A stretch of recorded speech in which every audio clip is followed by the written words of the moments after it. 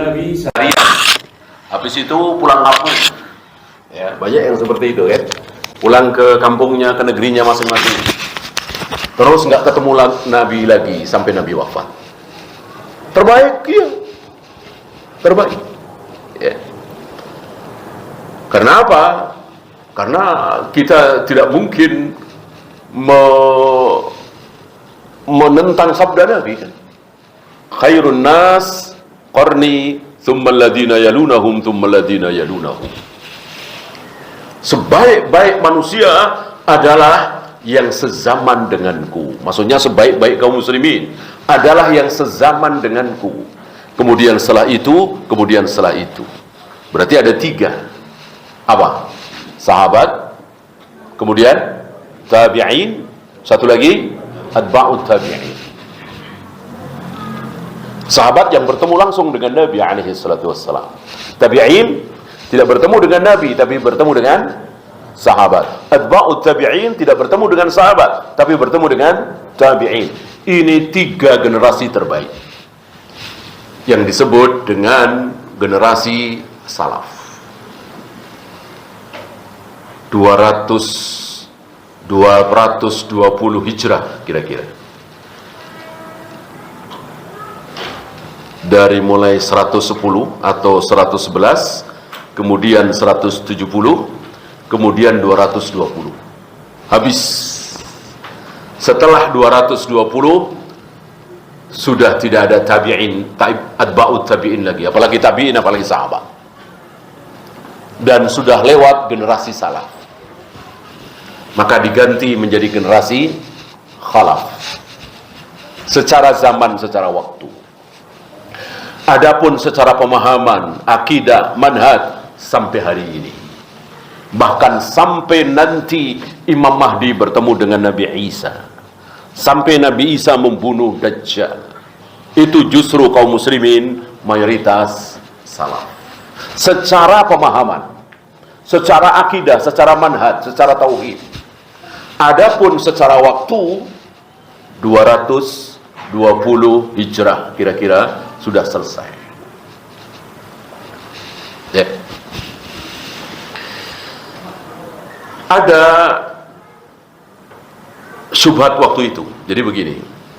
Antum pernah dengar Umar bin Abdul Aziz? Pernah sama ya? Umar bin Abdul Aziz ini luar biasa. Sangat-sangat luar biasa. Ucapan pertama yang keluar dari mulut beliau saat beliau hari pertama menjadi khalifah adalah Inna lillahi wa inna ilaihi raji'un. Ini membuktikan bahwa beliau bukan manusia yang ambisi jabatan, yang khalifah itu menjadi khalifah itu kan orang nomor 1 di seluruh dunia Islam, jauh di atas presiden. Kalau presiden Mesir itu kan orang nomor 1 di Mesir. Raja Saudi itu kan orang nomor 1 di Saudi.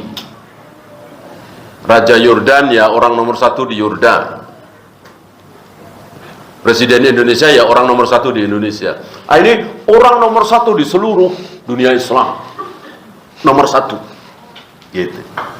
Jadi menjadi 1. Indonesia, Malaysia, Brunei, Irak, Iran, Mesir, Saudi, Yaman, semuanya jadi 1.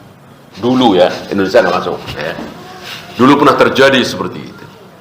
Jadi dulu nggak ada presiden muslim, raja muslim, nggak ada. Yang ada khalifah.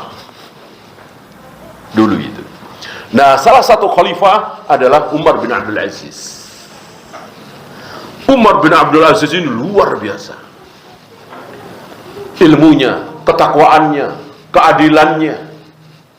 Oleh karena itu Allah berikan kemakmuran yang luar biasa. Di zaman Umar bin Abdul Aziz itu para ambil zakat kebingungan. Para petugas zakat kebingungan. Bingung apa? Bingung nyari mustahik.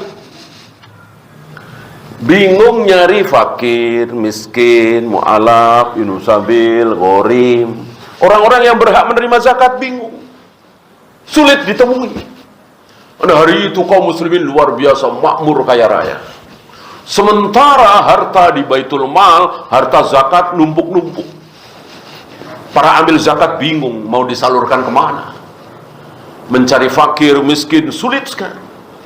Bingung. Mungkin sama juga amil sekarang bingung juga ya. Cuman amil sekarang bingungnya bukan bingung nyari mustahik, tapi bingung nyari muzaki ya. Itu fakir miskin udah pada ngantri, yang ibnu sabil, yang gorem, yang terlilit utang berjibun ya. Ini yang mau zakat mana ya, harta zakat mana, sama-sama bingungnya ya. Itu di zaman Umar bin Abdul Aziz, luar biasa. Dan beliau bukan hanya pintar, cerdas, piawai, hebat dalam masalah perpolitikan, mengatur negara, tapi juga alim, ulama. Bahkan Imam Ahmad mengatakan Umar bin Abdul Aziz nomor 1, Imam Syafi'i nomor 2. Apa yang dimaksud oleh Imam Ahmad? Sabda Nabi alaihi salatu wassalam, bahwa Allah setiap 100 tahun sekali akan membangkitkan man yujaddidu dinahu, seseorang yang akan mentajdid agama ini, mengembalikan agama ke agama semula, yaitu agama yang diajarkan oleh Nabi sallallahu alaihi wasallam. Kan namanya penyimpangan kan selalu ada, pastilah. Sepanjang zaman itu penyimpangan terhadap sebuah ajaran itu pasti nyimpang, itu diselewengkan, menyimpang. Karena manusia itu cenderung punya pikiran sendiri, liar. Nah, dikembalikan ke agama semula, dikembalikan ke ajaran Nabi alaihi salatu wassalam, itu ada setiap 100 tahun sekali. Nah, Imam Ahmad mengatakan 100 tahun pertama Umar bin Abdul Aziz, kan kira-kira tahun 100 sekian ya sudah. Yang kedua Imam Syafi'i kan 204 ya kan, luar biasa. Sampai Anas bin Malik, seorang sahabat yang melayani Nabi selama 10 tahun sampai Nabi wafat. Anas bin Malik ini usianya sampai tua renta, sampai berapa kali ketemu Ramadan beliau tidak sanggup untuk berpuasa, sudah sangat tua. Maka beliau membayar fidyah di awal Ramadan. Anas bin Malik mengatakan, selama ini aku belum pernah sholat di belakang imam yang sholatnya mirip seperti Rasulullah. Belum pernah, kecuali di belakang anak muda ini, yang dimaksud Umar bin Abdul Aziz. Ini menunjukkan bahwa Umar bin Abdul Aziz sholatnya, ibadahnya, ilmunya, manhajnya, tauhidnya dan seterusnya sama dengan Nabi alaihi salatu wassalam, karena beliau menimba ilmu luar biasa tentang keutamaan Umar bin Abdul Aziz. Bahkan ada beberapa ulama, tidak seluruh ulama ya, mengatakan bahwa Umar bin Abdul Aziz itu khulafa ar-rasyidin al-Mahdiyin yang kelima. Al-Khulafa ar-Rasyidin al-Mahdiyin kan 4 tuh. Abu Bakar, Umar, Utsman, Ali. Nah, Umar bin Abdul Aziz itu yang kelima. Tapi tidak sepakat ulama tentang kalimat ini. Intinya Umar bin Abdul Aziz adalah tidak ada satupun seorang muslim yang mencela beliau. Nah, bandingkan dengan Muawiyah. Bandingkan dengan Muawiyah. Adakah kaum muslimin yang menjelek-jelekkan Muawiyah? Banyak. Adakah kaum muslimin yang memojokkan Muawiyah? Banyak. Memang Muawiyah ya secara kasat mata kaya raya luar biasa. Umar bin Abdul Aziz itu miskin ya. Bahkan ketika beliau sakit keras yang akhirnya beliau wafat, kan beliau wafat masih muda sekali ya, sepertinya belum 50. Anaknya masih kecil-kecil. Sedih beliau melihat keadaan anaknya gitu. Sementara sedikit sekali hartanya, padahal harta Baitul Mal luar biasa, bertumpuk-tumpuk. Nah, sementara Muawiyah, ya antum tahulah Muawiyah. Siapa Muawiyah? Artinya banyak kaum muslimin yang menjelek-jelekkan Muawiyah. Nah, pertanyaan saya, Muawiyah ketemu Rasulullah apa tidak? Muawiyah ketemu Rasulullah apa tidak? Ketemu. Umar bin Abdul Aziz ketemu Rasulullah apa tidak? Tidak. Tidak. Ya. Berarti yang sahabat siapa? Umar bin Abdul Aziz apa Muawiyah? Muawiyah. Muawiyah sahabat bertemu dengan Nabi alaihissalatu wassalam. Mati dalam keadaan muslim. Berarti masuk dalam keumuman surat At-Taubah, radhiyallahu anhum radu'an wa adalahum jannat. Allah meridhai mereka, mereka ridha kepada Allah, Allah jamin ampun untuk mereka, Allah jamin mereka semua masuk surga, termasuk Muawiyah. Tapi ada pembahasan, kira-kira Umar bin Abdul Aziz dengan Muawiyah bagusan mana? Lebih mulia mana? Terus ini subhat. Bagaimana seorang sahabat dibandingkan dengan tabi'in yang bukan sahabat?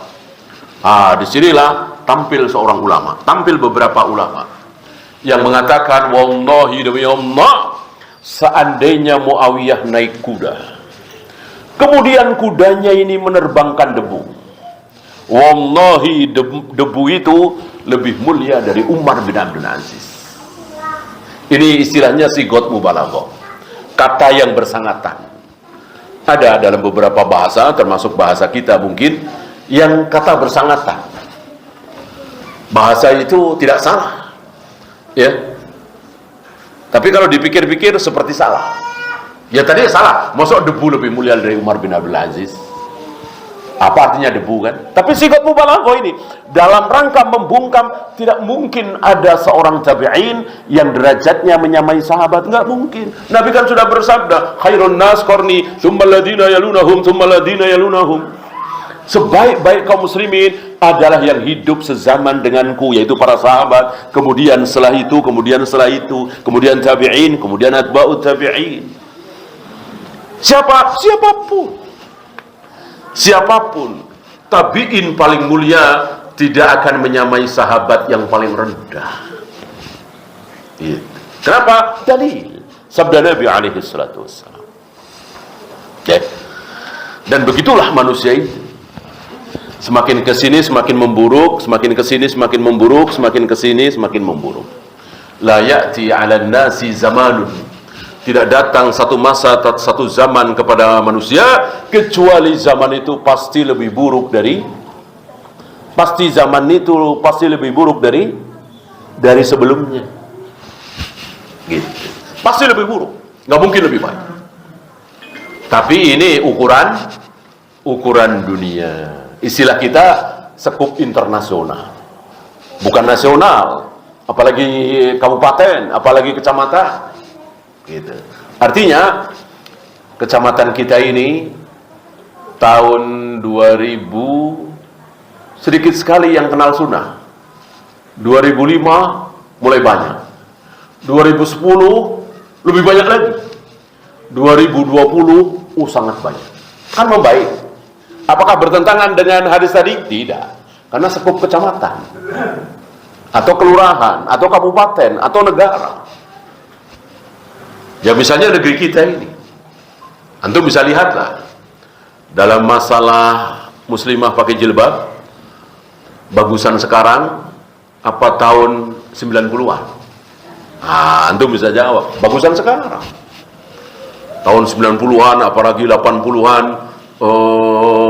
antum yang sudah hidup di tahun 80-an ya, ada mahasiswi pakai jilbab, geger, gempar. Itu mahasiswi. Gimana SMA, gimana SMP? Itu tahun 80-an. Oh SMA, SMP apalagi? Itu tahun 80-an. Hari ini walillahil hamd, lebih banyak yang pakai jilbab daripada yang tidak.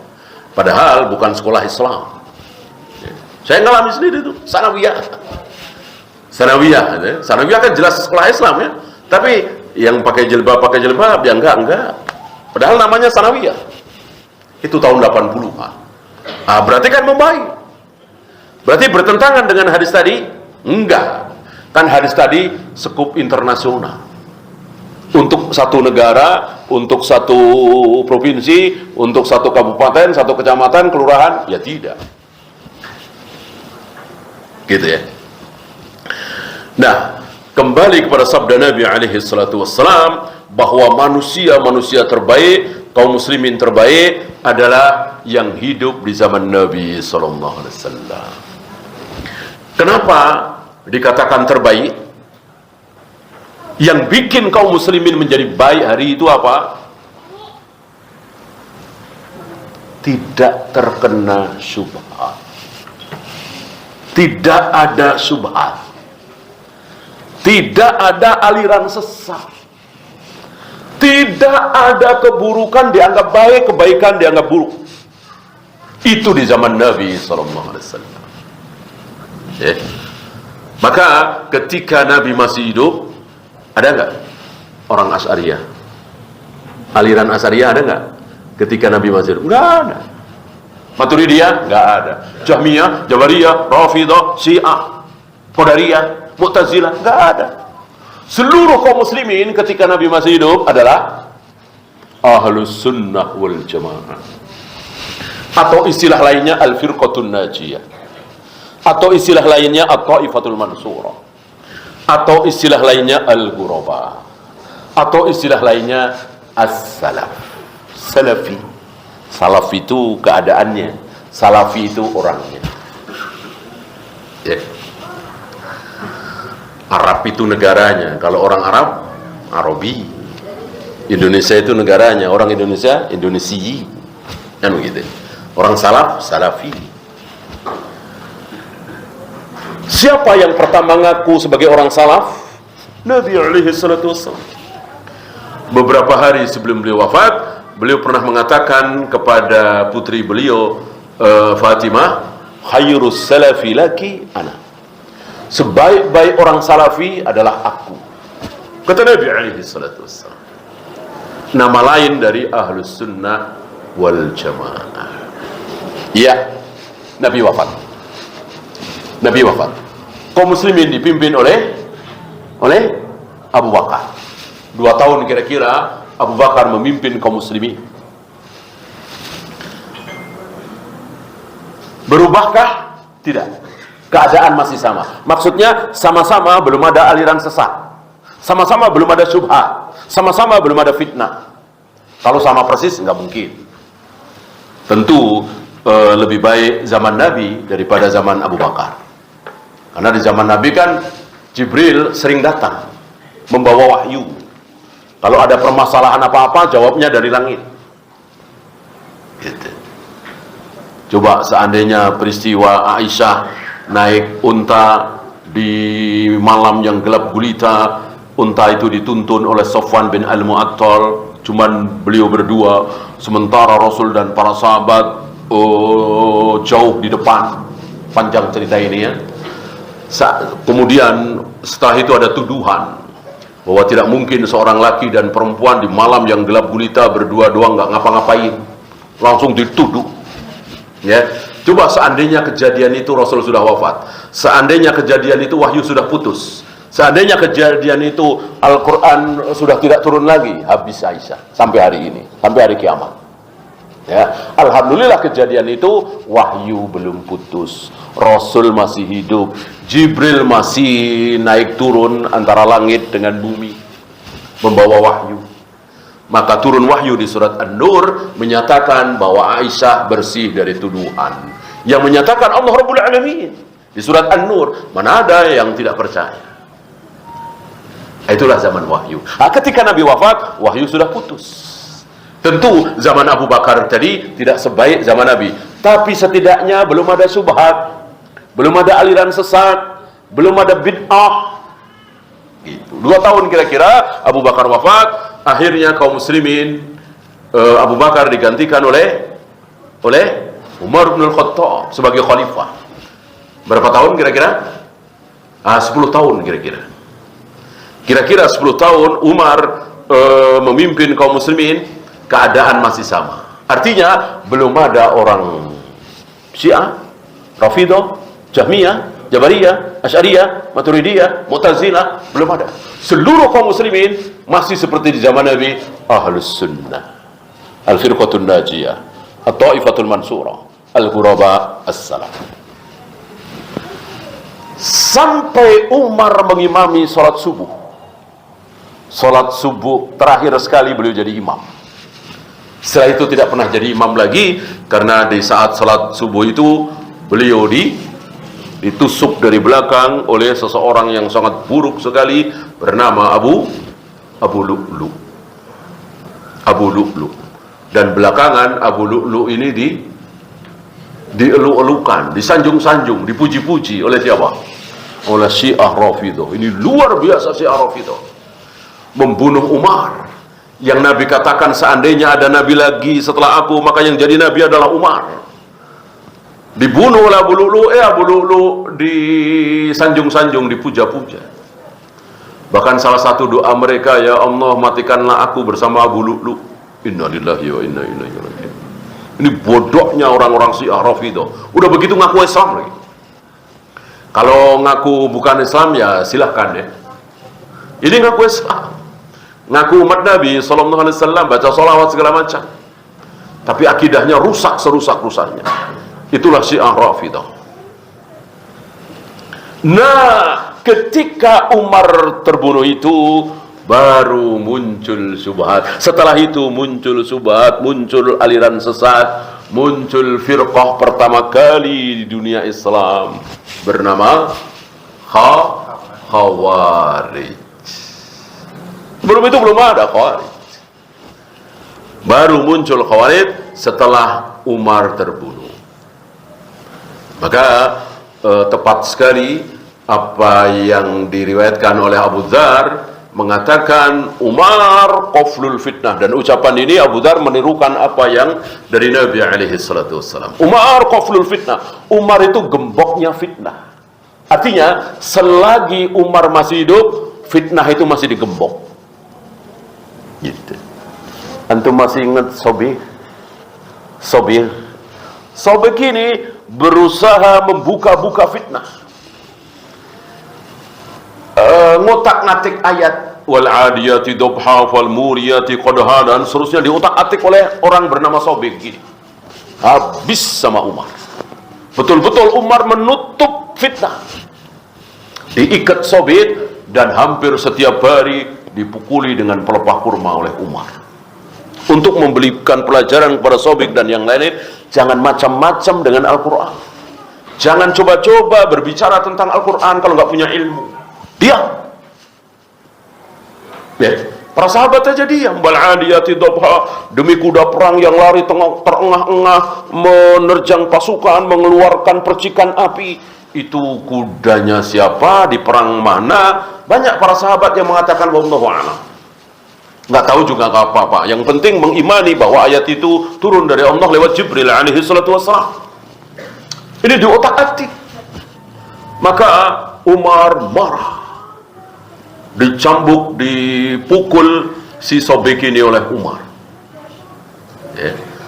Belakangan ketika Umar wafat, muncul Khawarij, ada yang mancing-mancing si Sobik. Sobik, sekarang nih waktunya. Kalau kita mau berulah, sekarang nih waktunya. Umar sudah mati. Sobik menjawab, aku sudah lemah. Semangatku udah tidak seperti dulu, udah hilang.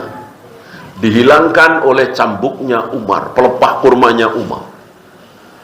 Jadi ternyata kesesatan itu perlu dihilangkan dengan kekerasan. Ya, ada kalanya kesesatan itu dihilangkan dengan kekerasan. Ya. Coba aja tahun 65 itu, kalau seandainya kaum muslimin tidak keras terhadap PKI, barangkali merajalela. Alhamdulillah keras kan? Iya kan? Karena PKI ini luar biasa, kejahatannya, kebengisannya luar biasa, dan keyakinannya juga luar biasa buruk. Masuk Tuhan nggak ada. Ya. Alhamdulillah keras. Maka perlu satu kali kekerasan itu perlu. Ya. Maka tidak benar bahwa semuanya akan selesai dengan kelembutan. Kelembutan enggak. Ada kalanya lembut, ada kalanya keras. Lihat Nabi alaihi salatu wassalam, senyum, ramah, sopan. Tapi giliran perang.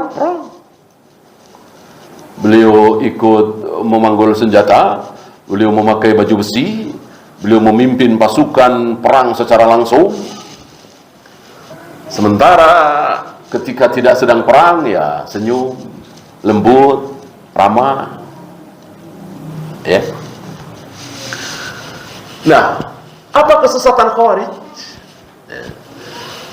Kesesatan Khawarij yang inti adalah mengkafirkan pelaku dosa besar. Ya. Jadi bagi Khawarij, Muslim itu harus sempurna. Sempurna itu bagaimana? Ya sholat, puasa, zakat, haji, tidak mencuri, tidak berzina, tidak minum khamar, tidak berjudi, tidak berbohong. Maka seorang Muslim yang sholat, puasa, zakat, haji, tidak berjudi, tidak minum khamar, tidak berzina, tapi berbohong, kafir. Tidak berbohong, jujur terus, tapi dia minum khamar sekali, kafir. Tidak minum khamar, tapi dia berzina sekali, kafir. Inilah kesesatan orang-orang Khawarij. Ya. Jadi seolah Allah itu bengis, kejam, tiada ampun, bukan maha pengampun. Gitu. Padahal jelas, innallaha la yaghfiru ayyushraka bihi wa yaghfiru ma duna dzalika liman yasha. Dosa yang tidak akan diampuni oleh Allah hanya satu, apa? Syirik. Selain syirik akan diampuni. Berzina, minum khamar, berjudi, membunuh, korupsi, insya Allah ada harapan ampun. Yang tidak ada harapan ampun, kita menyembah Allah lewat kuburan-kuburan keramat. Kita mendekatkan diri kepada Allah lewat tempat-tempat tertentu yang tidak pernah dicontohkan oleh Nabi SAW. Kita minta-minta kepada orang yang sudah mati, termasuk minta kepada Rasulullah SAW. Itu yang tidak akan diampuni. Adapun selain itu diampuni. Ini kesesatan Khawarij. Dan merembet. Kesesatan ini merembet. Apa? Mencaci maki penguasa. Ya. Menjelek-jelekkan penguasa. Ini ciri khas Khawarij. Ya. Siapa penguasa yang pertama kali dijelek-jelekkan bahkan dikafirkan oleh mereka? Siapa? Ali bin Abi Thalib. Diawali oleh Utsman. Utsman malah dibunuh. Ya, Utsman dibunuh oleh mereka. Dan termasuk akhirnya Ali. Ya.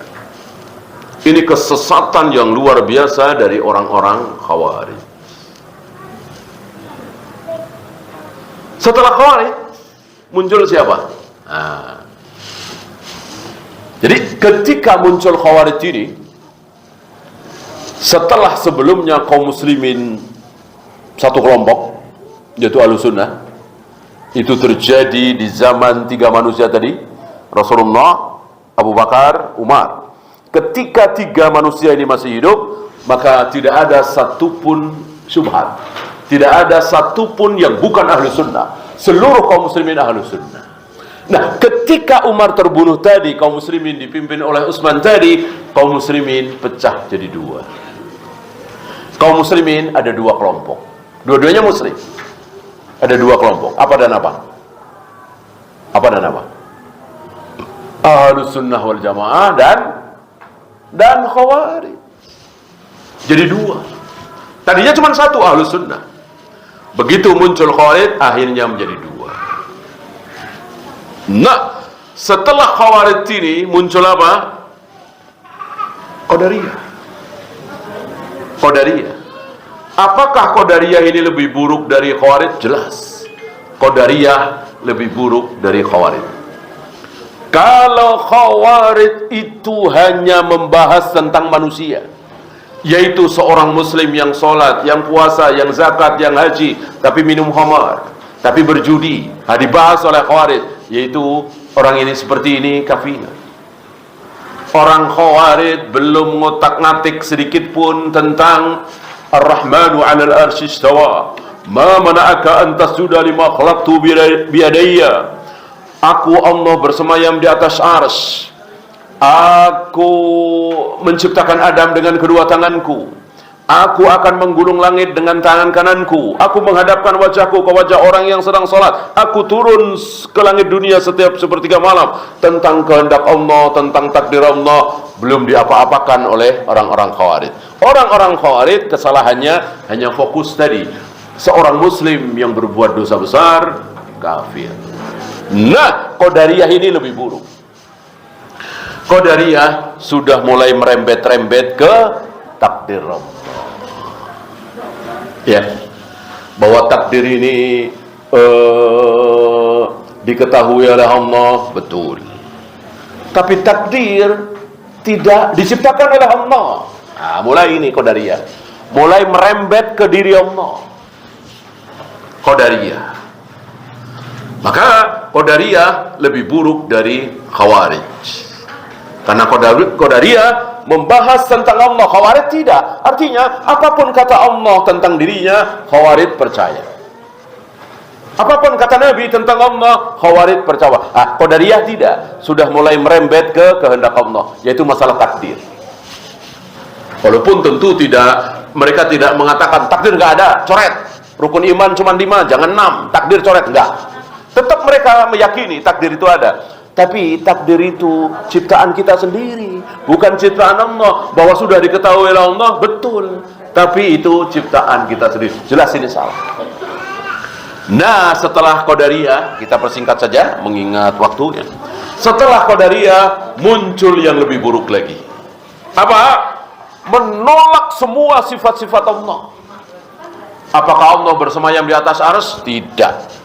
Apakah Allah turun ke langit dunia setiap sepertiga malam? Tidak. Apakah Allah menciptakan Adam dengan kedua tangannya? Wajahnya ke wajah orang yang sedang sholat? Tidak, tidak. Semua ayat Al-Quran tentang Allah, semua sabda Nabi tentang Allah ditolak oleh mereka. Ini lebih buruk dari Khawarij, lebih buruk dari Qadariyah. Apa? Jahmiyah. Berarti lebih buruk, lebih buruk, lebih buruk. Ini yang paling buruk, Jahmiyah. Seluruh sifat Allah diingkari oleh orang-orang Jahmiyah. Ya, maka para ulama sepakat Jahmiyah sudah keluar dari Islam. Sudah bukan orang Islam lagi. Maka Jaham bin Safwan tokohnya, Ja'ad bin Dirham juga tokohnya, dihukum mati oleh para ulama yang ditopang oleh penguasa. Sebab kalau bukan penguasa tidak boleh menghukum. Yang berhak menghukumi adalah penguasa. Ya. Begitulah kira-kira keadaan kaum muslimin. Semakin lama semakin buruk, semakin lama semakin sesat. Wallahu a'lam. Ada pertanyaan?